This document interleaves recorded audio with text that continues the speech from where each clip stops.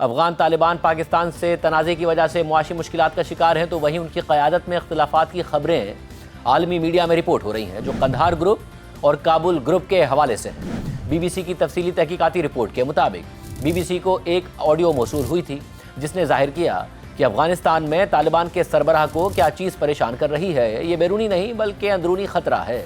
Leak ہونے والی audio میں افغان طالبان کے سربراہ ہیبت اللہ اخونزادہ کہتے ہیں کہ اندرونی اختلافات ہماری حکومت گرا سکتے ہیں۔ یہ تقریر جنوری 2025 میں قندھار کے ایک مدرسے میں طالبان اراکین کی موجودگی میں کی گئی تھی جس نے کئی ماہ سے افغان طالبان کے اعلیٰ رہنماؤں کے درمیان اختلافات کی افواہوں کو ایندھن فراہم کیا تھا۔ تاہم طالبان اس کی ہمیشہ تردید کرتے ہیں، لیکن ان افواہوں کی وجہ سے B B C Afghan service نے ایک سال تک تحقیق کی۔ تحقیق کے دوران موجودہ اور سابق اراکین سمیت مقامی ذرائع، ماہرین اور سابق سفارتکاروں سے 100 سے زیادہ انٹرویوز کیے گئے، تاہم ان کی شناخت ظاہر نہ کرنے پر اتفاق کیا گیا۔ لیکن اس تحقیق کے نتیجے میں پہلی بار افغان طالبان اعلیٰ سطح پر دو مخصوص گروہوں کو پہچان سکے ہیں جو افغانستان کے مستقبل پر متضاد سوچ رکھتے ہیں۔ رپورٹ کے مطابق ان میں سے ایک گروپ طالبان کے امیر ہیبت اللہ اخونزادہ کا وفادار ہے جو قندھار سے ملک کو ایک ایسی سخت اسلامی امارات بنانے کی کوشش کر رہے ہیں جو جدید دنیا سے کٹی ہوئی ہو اور جہاں معاشرے کے ہر پہلو پر کنٹرول پانے میں مذہبی رہنما ان کے ساتھ وفادار ہوں۔ ایک دوسرا گروہ جو افغانستان کے دارالحکومت کابل میں موجود طاقتور طالبان اراکین پر مشتمل ہے، وہ گروہ ایک ایسا ملک چاہتا ہے جہاں اسلامی نظام کے نفاذ کے ساتھ ساتھ بیرونی دنیا سے رابطہ قائم کر کے ملک کی معیشت کو ترقی دی جائے اور خواتین کو بھی تعلیم تک رسائی دی جائے۔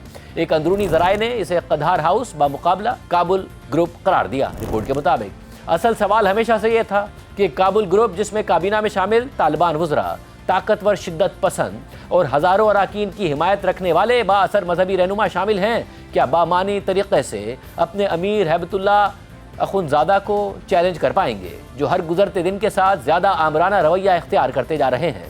طالبان کے مطابق آخرکار ہیبت اللہ اخونزادہ گروہ کے حکمران ہیں جو صرف خدا کو جواب دہ ہیں اور انہیں چیلنج نہیں کیا جا سکتا۔ مگر پھر ایک ایسا فیصلہ سامنے آیا جس نے ملک کے سب سے طاقتور افراد کے درمیان جاری رسہ کشی کو تنازع میں بدل دیا۔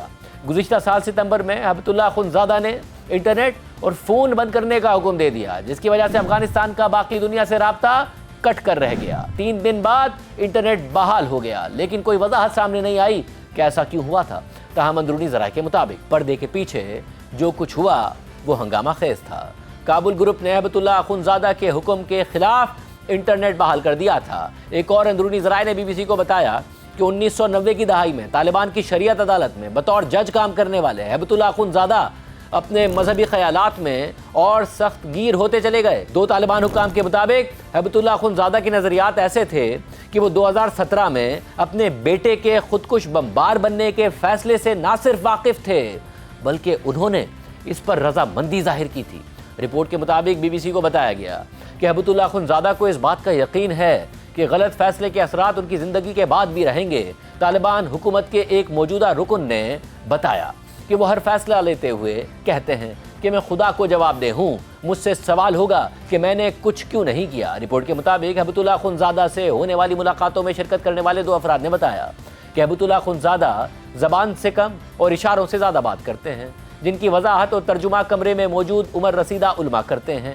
عوامی مقامات پر یعنی شاہدین کے مطابق وہ اپنا چہرہ چھپا کر رکھتے ہیں اور پگڑی پر لپٹے رومال سے آنکھیں چھپاتے ہیں۔ ان کی تصویر کھینچنا بھی ممنوع ہے۔ ایک ذریعے نے بی بی سی کو بتایا کہ کابل میں موجود وزراء کو کہا گیا ہے کہ وہ قندھار صرف اس صورت میں آئیں گے کہ اگر انہیں باقاعدہ سرکاری دعوت نامہ موصول ہوا ہو۔ اسی دوران ہیبت اللہ اخونزادہ ایسے اہم حکومتی محکمے جو پہلے سراج الدین حقانی اور ملا یعقوب مجاہد کے زیر اثر تھے انہیں قندھار منتقل کروا رہے تھے۔ دسمبر کے خط میں اقوام متحدہ کی مانیٹرنگ ٹیم نے نوٹ کیا کہ ہیبت اللہ اخونزادہ طاقت کا محور بنتے ہوئے مسلسل سیکیورٹی فورسز کو براہ راست قندھار کے کنٹرول میں لا رہے ہیں۔ خبروں سے اندیا ملتا ہے کہ ہیبت اللہ اخونزادہ اب کابل میں وزراء کو بائی پاس کرتے ہوئے نچلی سطح پر مقامی پولیس اہلکاروں تک کو خود حکم جاری کرتے ہیں۔ ایک تجزیہ کار نے کہا کہ اس کا نتیجہ یہ ہے کہ اصل اختیار کابل سے قندھار منتقل ہو چکا ہے۔ تاہم طالبان کے ترجمان ذبیح اللہ مجاہد نے بی بی سی سے بات کرتے ہوئے اس کی تردید کر دی۔ رپورٹ کے مطابق اس دوران کابل گروپ میں ناراضی بڑھ رہی تھی اور اتحاد مضبوط ہو رہے تھے۔ ایک تجزیہ کار نے بی بی سی کو بتایا کہ کابل گروپ میں وہ لوگ ہیں جنہوں نے دنیا دیکھ رکھی ہے اور ان کا ماننا ہے کہ موجودہ طریقے سے چلنے والی افغان حکومت قائم نہیں رہ سکے گی۔ کابل گروپ ایک ایسا افغانستان دیکھنا چاہتا ہے جو مشرق وسطی کی ریاست کی طرز پر ہو۔ وہ قندھار میں طاقت اور اختیارات اکٹھا کرنے پر فکر مند ہیں۔ انہیں قوانین کے نفاذ، خواتین کی تعلیم اور ملازمت سمیت بیرونی دنیا سے رابطوں کے حوالے سے تشویش ہے، لیکن افغان خواتین کے لیے زیادہ حقوق کے حق میں ہونے کے باوجود کابل گروپ کو معتدل نہیں کہا جا سکتا۔ اندرونی ذرائع کے مطابق یہ عملیت پسند ہیں، جن کے غیر سرکاری رہنما ملا عبدالغنی برادر ہیں۔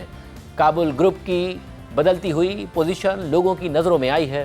ایک تجزیہ کار نے کہا کہ ہمیں یاد ہے کہ یہ لوگ ٹی وی تباہ کرتے تھے اور اب خود ٹی وی پر نظر آتے ہیں۔ انہیں سوشل میڈیا کی طاقت کا بھی اندازہ ہو چکا ہے۔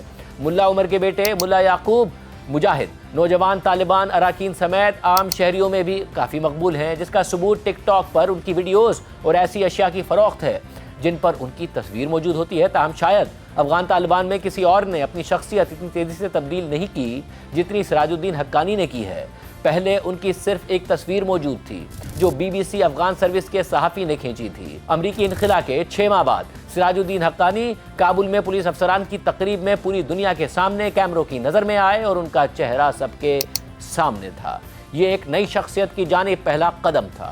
رپورٹ کے مطابق افغان طالبان کے سربراہ ہیبت اللہ اخندزادہ انٹرنیٹ کو اسلامی تعلیمات کے خلاف سمجھتے ہیں اور اس یقین میں اتنے پختہ ہیں کہ ان کے ایک ترجمان نے بی بی سی کو بتایا کہ انہیں خبریں اور سوشل میڈیا کا مواد ہر صبح پڑھ کر سنایا جاتا ہے، جبکہ کابل گروپ کا ماننا ہے کہ کوئی جدید ملک انٹرنیٹ کے بغیر نہیں چل سکتا۔